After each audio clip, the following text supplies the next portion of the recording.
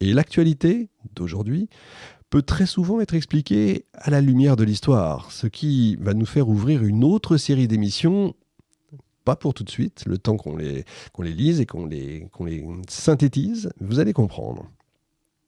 1979, c'est la révolution iranienne. L'ayatollah Khomeini rejoint son pays après un an d'exil en France, vous savez, à Naufle-le-Château, près de Paris.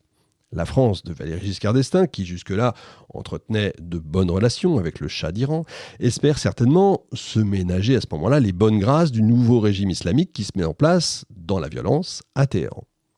Alors vous allez me dire, d'accord, quel rapport avec le sujet ? Eh bien, c'est qu'il faut compter sur le nucléaire qui empoisonne en fait les relations entre nos deux pays sur un dossier qui a pour nom Eurodif.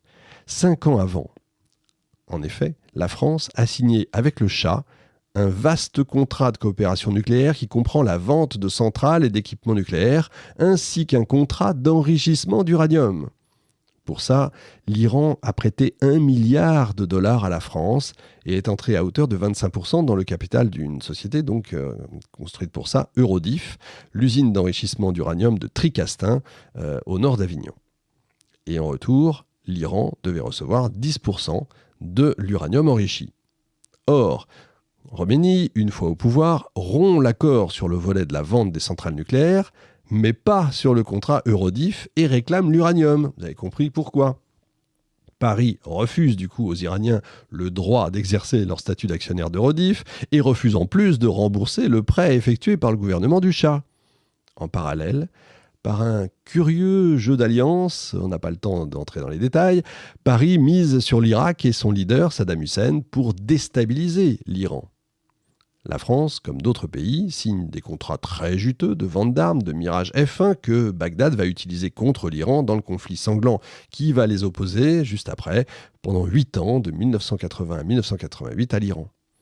Et Paris accueille sur son sol l'opposant au régime de Téhéran, Massoud Rajavi, on accueille tout le monde chez nous, chef des Moudjahidines du peuple, un groupe terroriste iranien qui s'installe à Auvers-sur-Oise, près de Paris.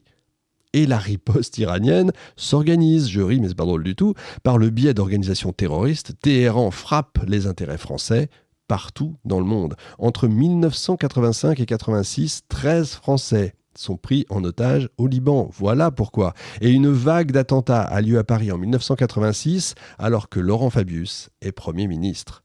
Un des groupes terroristes libanais réclame le règlement du contentieux Eurodif. À la suite de négociations secrètes, le 17 novembre, la France décide de verser un tiers de la somme due à l'Iran. Et quelques heures plus tard, comme par hasard, un des otages au Liban est libéré. En décembre 1987, un deuxième versement est effectué par le gouvernement français. Le 5 mai 1988, les autres otages français au Liban sont libérés et les relations diplomatiques entre les deux pays sont restaurées dans la foulée. Pour autant, le dossier n'est pas clos. Il faut attendre 1991 pour qu'un accord définitif sur le contentieux Eurodif soit trouvé. La France verse plus d'1,6 milliard de dollars à l'Iran qui ne réclamera pas l'uranium produit. Donc on a reçu 1 milliard, on en donne 1,5. Voilà. Mais en 1991, l'ancien Premier ministre iranien, Shapour Bakhtiar, réfugié en France, lui aussi, est assassiné par 3 hommes, dont l'un va avouer à son procès avoir été envoyé par le gouvernement iranien. Et c'est avec l'élection en 1997 du président Mohamed Khatami, président réformateur, qu'a lieu le réchauffement des relations entre Paris et Téhéran. Il sera de courte durée parce que derrière, il y a les attentats du 11 septembre. 2001 à New York, évidemment, aux États-Unis. À la Maison-Blanche, George Bush, au nom de sa politique, vous savez, de lutte contre le terrorisme, place l'Iran sur la liste des pays de l'axe du mal, aux côtés de la Corée du Nord et de l'Irak, même si les islamistes du 11 septembre, majoritairement, sont d'origine saoudienne, mais bon. En 2002, des photos satellites américaines viennent accréditer les soupçons selon lesquels l'Iran tente de se doter d'une arme nucléaire. Après les visites sans précédent des ministres français, allemands, britanniques des Affaires étrangères, le pays se dit prêt à une coopération totale avec l'Agence internationale de l'énergie atomique, incluant notamment une suspension de l'enrichissement d'uranium. Toujours sur le dossier du nucléaire, le gouvernement de Nicolas Sarkozy est en première ligne, lui, pour réclamer des sanctions contre Téhéran qui mettent à mal les intérêts économiques de plusieurs grandes entreprises françaises. La gauche au pouvoir derrière gardera la même ligne dure. Pour terminer, le 19 janvier 2006, le président Jacques Chirac confirmait que l'utilisation de l'arme nucléaire contre, je cite, les dirigeants d'État qui auraient recours à des moyens terroristes contre nous, et également à ceux qui envisageraient d'utiliser des armes de destruction massive, pourrait être envisagée. Enfin, ça c'était avant. Le dossier nucléaire, comme vous le voyez, est un sujet radioactif, si j'ose dire. Évidemment, on y reviendra, bien sûr. La bibliographie, avant de nous quitter, elle est très importante. Évidemment, plus le temps passe, plus on en sait, plus les documents sont à notre portée, les archives s'ouvrent ici ou là.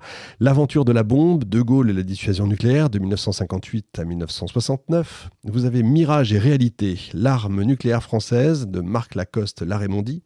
La France et la négociation du traité d'Euratom dans Relations internationales, le numéro 44, je vous conseille, il est remarquable. Histoire secrète de la bombe atomique française par André Benjebar. En fait, c'est le livre qui m'a servi de déclencheur, si j'ose dire évidemment. Mauvais jeu de mots pour cette émission qui m'a donné envie de la faire. Bombe atomique française et opinion publique internationale de Nicole Denay, remarquable. Et enfin, Le pouvoir et la vie, tome 2, Valéry Giscard d'Estaing, où on a là tout ce qu'il pense et des extraits de ses discours dont j'ai pu vous lire un passage. Voilà, je vous souhaite évidemment une excellente semaine. J'espère que ces 3 émissions vous auront plu. Je vais continuer. On va se lancer dans le projet Manhattan pour faire un vrai dossier arme atomique. Et puis, on va continuer sur l'Iran, bien sûr, parce que je crois que, encore une fois, comme je l'ai dit tout à l'heure, l'actualité peut se comprendre à la lumière de l'histoire.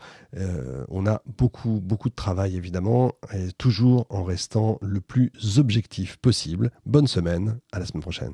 Salut.